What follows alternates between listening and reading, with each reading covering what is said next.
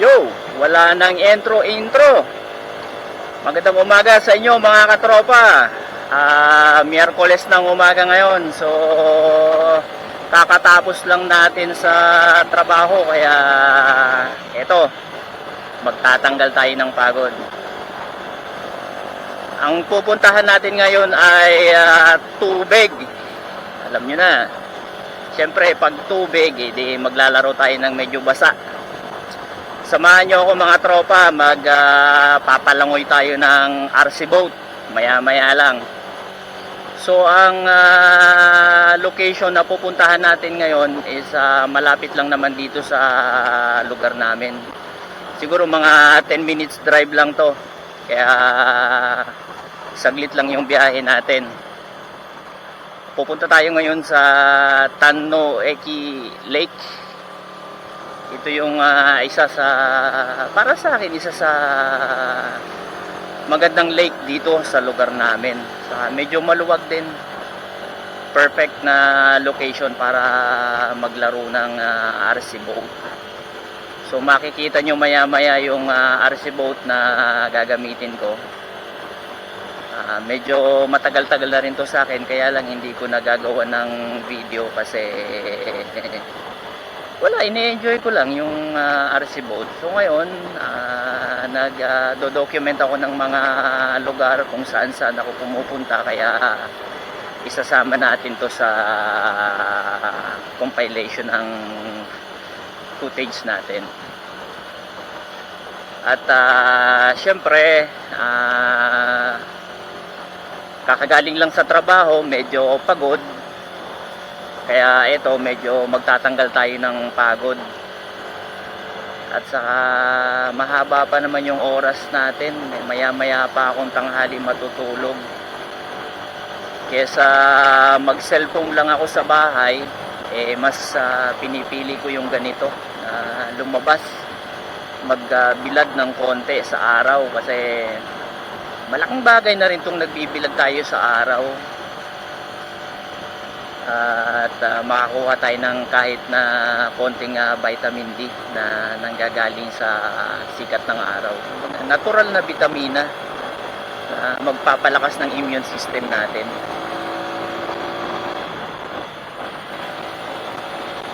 Kaya dun sa mga nakakapanood nito, kung inuubos nyo lang yung oras nyo sa kapipindot sa cellphone, at malaking oras ang kinakain ng pag-games nyo sa loob ng bahay, mag-isip-isip kayo ng konti.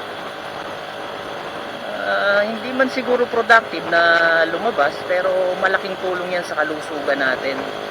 Kaya ini-encourage ko yung mga kapwa ko Pinoy dyan, o kung sino man na nakakapanood ng video na to, ini-encourage ko kayo na lumabas at magbilad-bilad, lalo na ngayong panahon na to na medyo bawal magkasakit kasi nga meron tayong kinakaharap na coronavirus, di ba? Kaya isang oras, 2 oras, try nyong maglakad-lakad sa labas at magbilad sa araw para kahit paano lumakas yung immune system nyo. Ako kasi mas pinipili ko yung ganito. Although may option naman ako na after ko magtrabaho, panggabi kasi yung schedule ko sa trabaho. So, 'di ba, puyat, pagod. Pero may option naman ako na magstay na lang sa bahay, humiga, magpipindot ng cellphone na habang nagpapaantok. Pero mas pinipili ko yung ganito, yung nag-e-enjoy yung katawan ko na pag nandito ako sa labas. Hindi kasi ako yung parang sa bahay lang nag-games. Hindi kasi ako yung klase ng tao na ganun. Mas gusto ko kasi yung ganito, nature, lakad-lakad, tunnel. So alam na.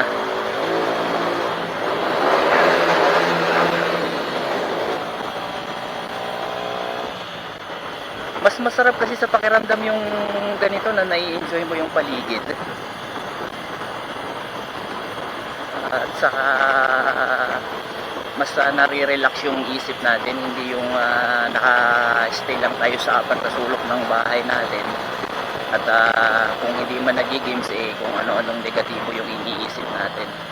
Kaya ini-encourage ko kayo na lumabas pag may time kayo. Katulad nitong ginagawa ko, medyo may time naman ako na mahaba-haba. Kasi kung itutulog ko lang din naman, medyo mapapahaba yung tulog natin. Kaya sa kaya punta nitong truck na to. Kanina pa to nasa harapan natin. Parehas lahat yata kami nang pupuntahan. Baka yung driver ng truck na to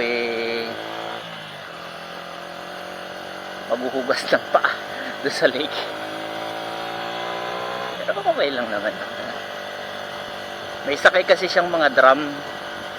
So baka may sakay siyang fertilizer para sa mga palay. Hindi natin alam kung anong dala niya. Pero simula pa dun kanina sa pag-alis ko sa bahay, nasa harapan na natin to.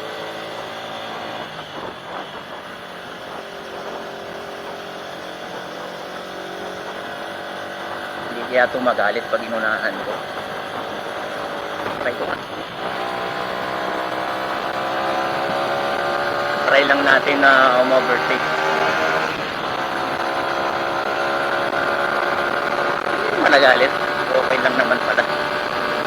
So tinutumbok natin ngayon yung papunta dito sa Tanoeki, sa lake na malapit dito sa Picobaba City. Sa mga taga Picobaba dyan na hindi pa alam tong lugar na to, sundan nyo lang yung dinaanan ko. Tuloy-tuloy lang. Gawin yung landmark, yung Picobaba Hospital. Dire-diretso lang kayo doon. Makikita nyo naman sa video na yung dinaanan ko, hindi ko naman to ikakat hanggang makarating tayo dun sa lake. Napakaganda nitong lugar na to para sa family gathering, lalo na yung mga gustong mag-picnic. Pwede rin kayong mag-fishing dito. Yun nga lang, sad to say na hindi kayo pwedeng maligo kasi may mga signboard dito na bawal mag-swimming. Pero marami ako nakikita dito na nag-fishing. Saka malalaki yung isda na nahuhuli nila. Yung iba nag-picnic, nagba-barbecue, picture. Kasi highly recommended talaga tong lugar na to, lalo na dun sa grupo ng tao na gusto lang naman magpalipas ng oras, mag-relax. At napakaganda ng lugar. Dito na tayo. So lapit lang, 'di ba? Medyo mababa yung tubig sa ngayon, pero mukhang pwede na rin. So ito yung Tanoeki. Madalas kasi dito ako do drone kapag wala akong pasok ng Sabado at Linggo. So dito na lang siguro tayo sa pwesto na to. Itong lugar na to pwede na siguro to. Medyo mababa yung tubig ngayon at saka syempre maaga pa. Wala pa tayong mga kasabay na nagfi-fishing. So susubukan natin na magbangka hanggang dun sa kabilang dulo na yon. Dati kasi dito ako sa area na to, na yan yung kinakikita nyo yung may daan na yan, saka may hagdan dito sa area na to. Ikot-ikot lang ako dito. So ngayon susubukan natin hanggang dun sa kabila. Try natin kung aabot yung signal ng RC natin. So prepare tayo. So dito na lang ako magpaparking siguro, wala namang magagalit. Saka pag may nagalit, di galit siya, hindi tayo. At least hindi tayo yung na-stress, kundi siya. So ang dala ko ngayon, papakita ko sa inyo. Perfect na perfecto para dito sa lugar na to. So ito yung racing boat natin. Medyo luma na kasi kung hindi ako nagkakamali is 4 years, 3 years na to sa akin. At nakapagpalit na rin ako ng one time isang propeller kasi sa katagalan siguro nasira na. So ito yung gagamitin natin ngayon. At ito yung transmitter niya. So una nating i-on ang remote. Okay. Then kanina bago ako umalis sa bahay is niready ko na tong battery niya sa loob. So ang gagawin na lang natin ngayon is i-connect na lang natin siya para mag power on. So fully charge yung battery natin. Usually itong battery na to ginagamit ko sa drone. Pero gumawa kasi ako ng universal na connector para kahit na anong klaseng RC pwede kong gamitin gamit tong battery na to. Itong battery na to nga pala, so kung hindi ako nagkakamali, pangatlong cycle pa lang niya ngayon. So sana medyo malakas at sana medyo maganda yung pagkaka-charge natin. So ganito yung itsura nung canopy ng speedboat ko. So meron siyang primary cover, sealed ng rubber. Kaya konting-konti lang talaga yung tubig or minsan wala pang ang tubig na pumapasok pag medyo maganda yung pagkakalak natin. So ilak natin ito ng maayos. Okay. Then ito yung secondary cover niya na medyo nagpapaganda ng design. May sensor nga pala tong RC boat na to. Kung nakikita nyo tong dalawang metal na to, sensor yan. Nagpa-power on lang siya kapag nabasa siya ng tubig. So, kasi kapag nakabaliktad siyang ganyan, so ito yung nakadikit sa tubig, kaya ito yung magbibigay ng power sa kanya. Hindi kasi ito nabubuhay basta-basta pag wala sa tubig. Hindi umaandar tong propeller niya kasi for safety purposes na rin siguro, kasi pag aksidente mo kasing napindot tong throttle niya, dun sa iba umaandar to, so pwedeng masugat tayo. So ngayon ang gumagana lang sa kanya is siguro servo. So wala,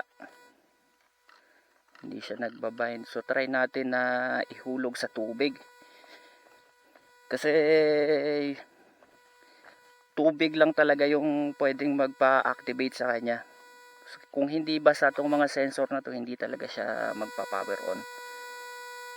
So ito, tingnan natin. Ayan, umandar na siya. So enjoy natin ang araw na to, napakaganda. Kaya samahan nyo ako maglaro. Stay tuned lang kayo mga katropa. So ganyan lang diba? Napakatulin, diba? Wow.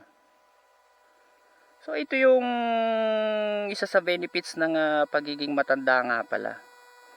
Kasi pag matanda ka na, yung iba kasi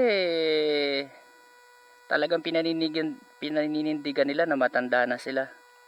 So hindi ganoon guys.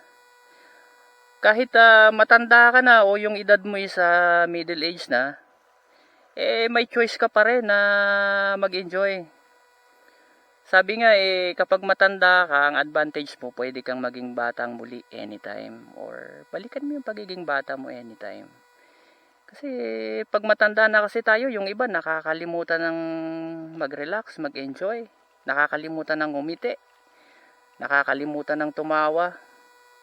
So ito, 'di ba? Kung nakikita nyo, napaka-relaxing lang, 'di ba? Smooth na smooth lang yung galawan niya.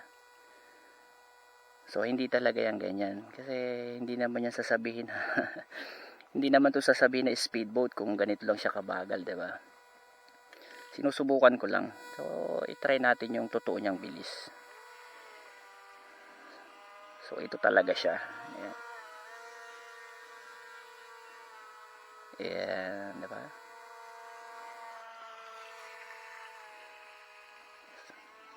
So tingnan natin ngayon kung hanggang saan naabot yung signal ng remote. Kasi ito yung remote hawak ko dito. So tingnan natin. Kasi ang sabi ng mga nag-review nitong RC boat na to dati, more or less aabot siya ng 200 meters. So tingnan natin, ayun na siya. Kung aabot, kasi kung ako ang tatanungin hanggang doon sa kabila, nasa mga 100 to 150 lang yan eh.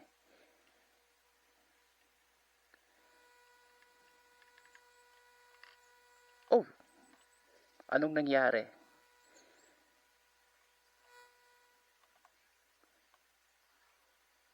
Nawalan tayo ng control. So ang mangyayari niyan ay pupunta tayo ngayon doon. So paano? Pupuntahan natin at lapitan natin. Paano nga ba? So sabag muna to. So buti na lang may motor tayo, 'di ba? Hindi tayo masyadong mag-e-effort maglakad.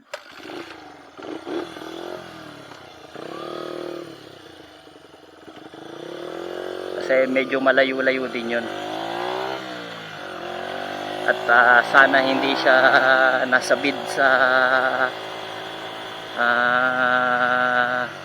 pamingwit dun sa mga ginagamit ng mga namimingwit dito. Kasi yan lang naman yung kalaban natin eh, yung kapag maraming namimingwit, yung maraming tamsik o string na napuputol. So nandito tayo sa kabilang part ng ilog, ito yung tulay. Yan. At sa palagay ko nandito lang yun. O wala pala dito, nasa doon pala sa loob. No choice tayo mga katropa. Wala tayong choice kundi maglakad. Nandun pala siya sa loob. So may daan ba dito? Tingnan nga natin.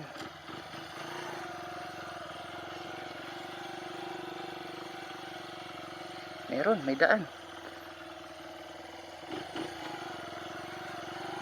Ayos. Dito ko siya nakitang pumasok kanina. So nandito lang yun. Okay, hanapin natin.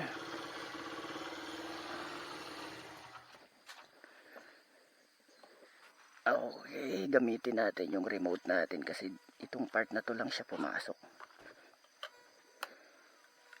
Maririnig naman natin yun eh, mula dito.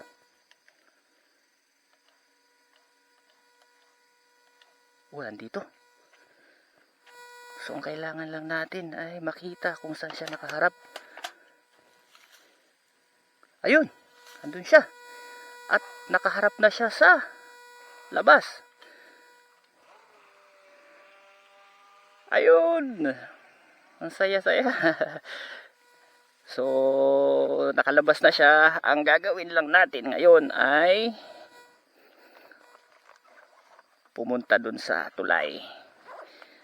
So simula dun sa tulay, ibabalik natin siya kung saan tayo nagsimula kanina. Okay, buti na lang talaga may dala tayong motor. Kasi kung wala, malayo-layo yung lalakarin natin. Kaya napaka-perfect talaga na timing lang naman siguro na napaka-perfectong kombinasyon ng motor at saka pag-RC boat. Nasaan na siya? Doon na siya sa gitna kanina eh.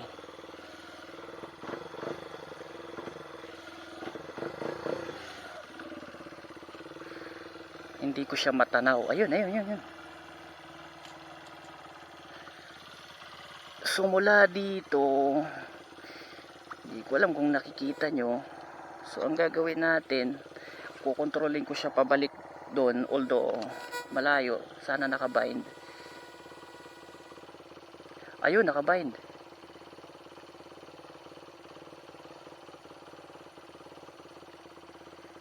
Hindi ko kasi alam yung ano, sobrang layo. Ayun na siya, bumabalik na siya. Okay, so malapit na siya dun sa pinagsimulan natin kanina. Kaya ngayon, teka lang, pwede pala tayo dito. Dito sa lugar na to. Parang mas maganda yung pwesto dito, ba't hindi natin dito subukan? So kung mas magiging mainam yung location, dito na lang tayo. Para kahit papano nasa gitna. So andito tayo sa, I think, pinakagitna to ng lake. So hindi natin masusubukan pala ng straight yung range niya, kasi mula doon hanggang dito sa kabilang side, edi madidivide lang siya sa dalawa. So taas natin para mabind. Ayun, nabind siya. So let's go. Enjoy.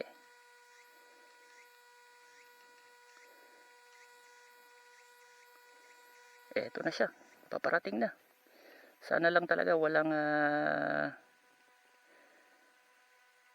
patid na tansi ng mga namimingwit.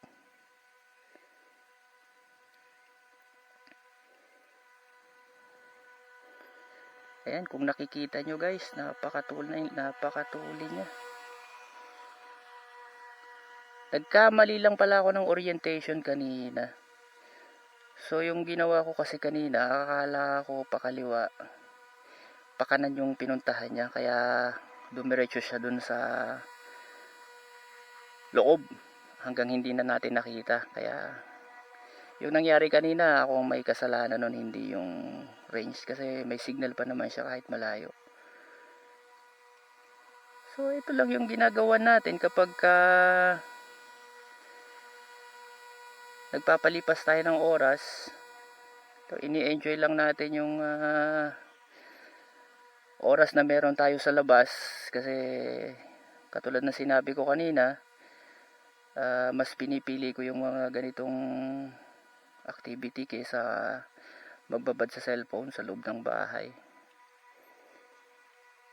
Kasi parang mas naboboard ako sa loob ng bahay kapag cellphone lang ng cellphone.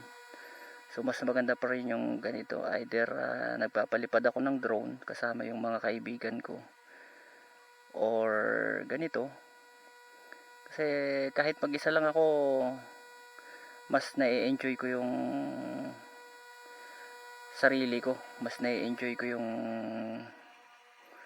oras ko.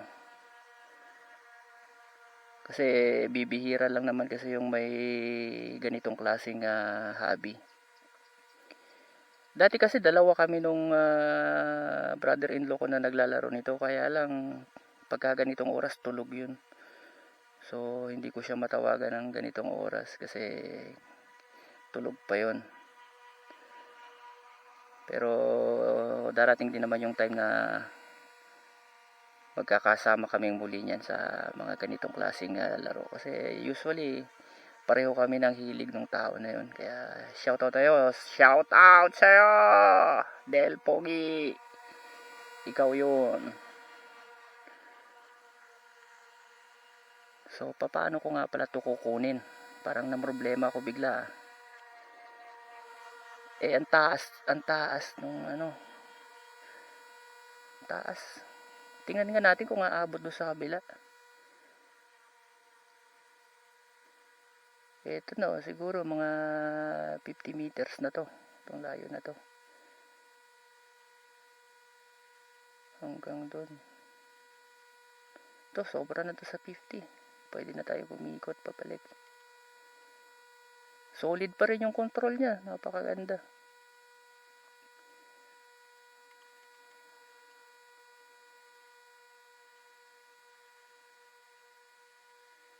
Ito, papalapit na sa atin. Ayan, nagka-problema ako bigla kung paano natin to kukunin. Kasi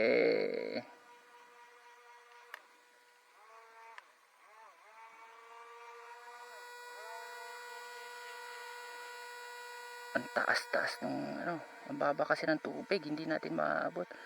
Kasi kung napapansin nyo, halos umabot dito sa sahig yung tubig kung mataas to. Kaya lang, ang baba ng tubig ngayon.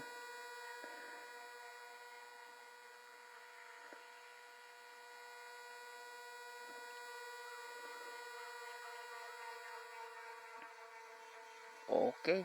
Try natin ibalik dun sa kung saan tayo nag-take off kanina. At dun lang yung mas mababa ang may hagdan kasi dun sa lugar na yun. So tingnan natin kung aabot. Pero palagi ko aabot kasi wala pa namang 200 meters yung lugar. Yung hanggang doon sa kabilang dulo. So malakas pa siya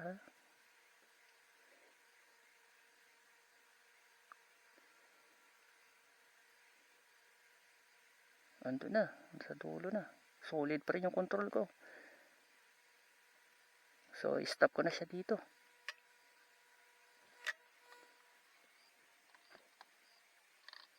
Okay, tumigil na siya doon sa gitna. So babalik na tayo doon. At doon na natin tatapusin yung natitira niyang power. Kasi usually mga 20 minutes lang yung battery niya. Kaya balik tayo doon. Ay, nahirapan pa ako sa pag nito. Bigat. Okay. Buti na lang talaga motor yung dala natin. Kasi kung ang dala natin yung 100% naglakad tayo.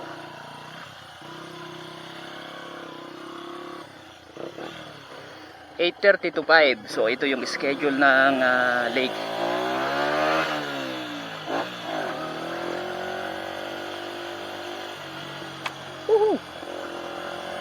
Sumapit yung sanga sa helmet natin.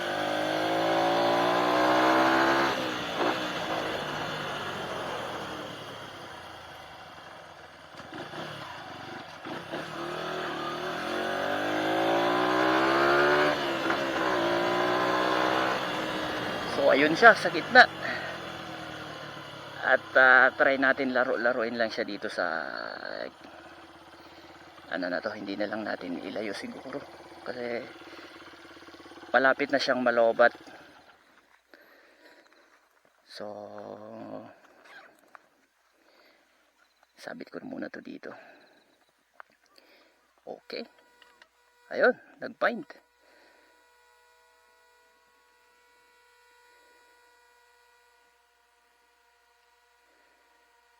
Malakas pa rin yung battery niya kahit pa paano. Parang bagong charge pa rin. At matulin pa rin siya.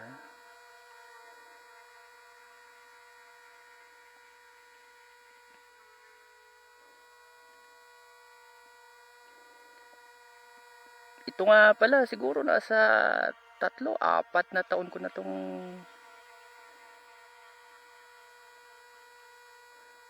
mga ganun, mga 3-4 na taon na to sa akin. At saka bibihira ko rin naman tong malaro kasi usually drone talaga yung nilalaro ko, pero mas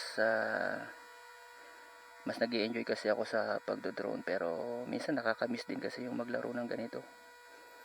Iba rin kasi yung enjoyment na nararamdaman mo pag tubig yung nilalaro mo. So, shout out sa mga middle age at mga matatanda out there. May choice kayo mga tropa.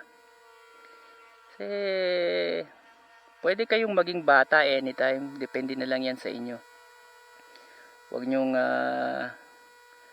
masyadong siseryosohin ang buhay kasi pag sineryoso nyo ang buhay magiging seryoso din ang utak ninyo. Kaya huwag nyong kakalimutan na mag-enjoy at ngumiti pa minsan-minsan kasi yung mga matatanda, yan yung nawawala sa kanila nakakalimutan nilang ngumiti at mag-enjoy, saka mag-relax. Puro na lang kasi problema ang iniisip.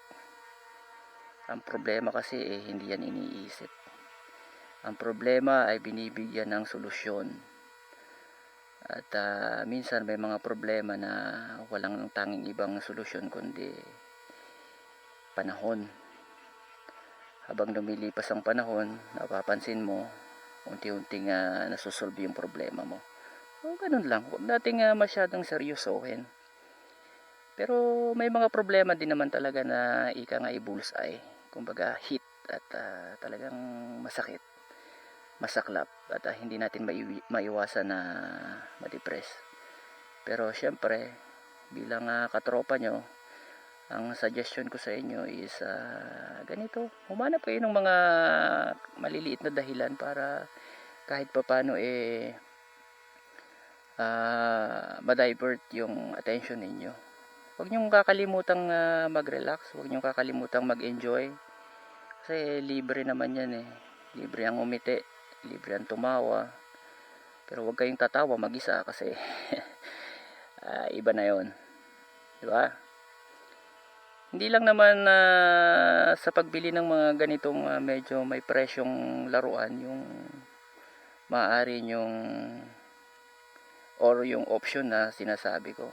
Although simple lang naman tong nilalaro ko, pero kahit pa paano medyo may presyo din naman, di ba? Kaya hindi ko ibig sabihin na bumili kayo nito o kung ano man yung mga ginagamit kong mga RC. Maraming paraan, kumbaga nandyan lang sa paligid nyo yung mga iba't ibang dahilan para ngumiti kayo. Try nyo lang tingnan kasi baka yung mga maliliit na bagay na binabaliwala nyo sa paligid nyo is yung pala yung ikaliligaya o ikasasaya ng buhay nyo, diba? So subukan yung tingnan nyo na sa paligid nyo. Pero kung hindi naman masyadong mabigat sa inyo yung mga ganitong klaseng laruan, malaking bagay ito. Yung kahit na hindi naman talaga kailangan, malaking tulong to para ma-relax tayo, di ba? Katulad itong ginagawa ko. So, paano? Parang nararamdaman ko na medyo humihina na yung battery natin. At kung ipagpapatuloy pa natin, baka masayang lang. Bago pa kasi itong battery na to, kaya hindi natin pwedeng torturin. So, dito ko natatapusin yung kwentuhan natin at saka yung paglalaro natin. So, kung gusto nyong tumingin nito, marami nito online. Ang pangalan lang niya is ito, FT009. So, i-check nyo lang. At saka kung kaya nyong bumili at nakakaluwag-luwag kayo, try nyo. Puntahan nyo lang tong lake na to. Napakaganda nitong lake na to. Napakaluwag. At saka malalim to. Na one time kasi nag-drone ako dito, nakita ko to na konting-kunti lang yung tubig. At talagang sobrang lalim nitong lake na to. Saka kung nakikita nyo kanina, may mga rest house na tayong napuntahan. Ito yun, libre naman dito. Pwede kayo ditong mag-barbecue, mag-picnic. Pamilya, tropa, barkada. So, ipinopromote ko itong lugar na to para sa inyo. Highly recommended ko to para sa mga magtotropa na gustong mag-relax dito. O kahit sa buong pamilya. Para kahit papano magkaroon kayo ng bonding moment at time sa isa't isa. So, puntahan nyo to, sundan nyo lang yung dinaanan kong lugar. Ang gawin yung landmark is yung Kikugawa Hospital. So diretso lang yun, makikita nyo yun sa video ko. So paano mga tropa, dito ko natatapusin yung kwentuhan natin. At saka dito ko natatapusin yung paglalaro natin ng RC boat. So ang iiwanan ko sa inyo ay syempre, katulad ng lagi kong sinasabi, stay positive at never give up.